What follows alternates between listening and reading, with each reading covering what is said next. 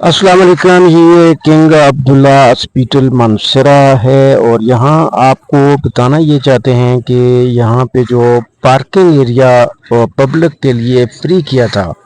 उससे जो लोगों को सहूलत दी गई तो उन्होंने नाजायज़ फ़ायदा उठाना शुरू कर दिया और ये लारी अड्डा से या पीर बदाई अड्डा से भी ज़्यादा की यहाँ पे पार्किंग जो है वो ये ज़ाहिर कर रही है कि अभी मोटरसाइकिल को आप देख सकते हैं कि यहाँ सैकड़ों मोटरसाइकिल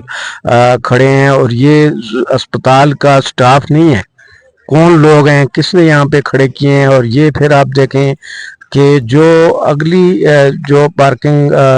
लाइन है उसमें भी दिन भर यहाँ पे गाड़ियाँ खड़ी की हुई होती हैं और लोग नामालूम लोग यहाँ पे गाड़ियाँ खड़ी करके चले जाते हैं, जो कि किसी इदारे के लिए मैं ये समझता हूँ कि एक सिक्योरिटी रिस्क भी है।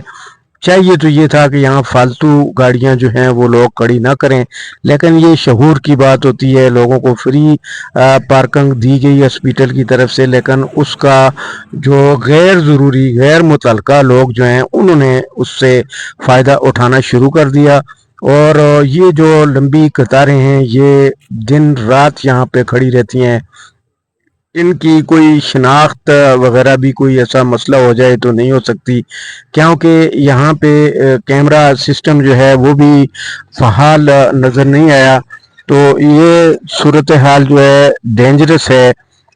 जो किंग अब्दुल्ला हॉस्पिटल का जो पार्किंग एरिया है उसमें लोग गाड़ियाँ खड़ी करके वो चले जाते हैं और ये गाड़ियाँ पूरा दिन लगी रहती हैं और इन आउट जो है वो भी एक किस्म का तरतीब से नहीं होता है, जिसकी वजह से तकरीबन पार्किंग में जो है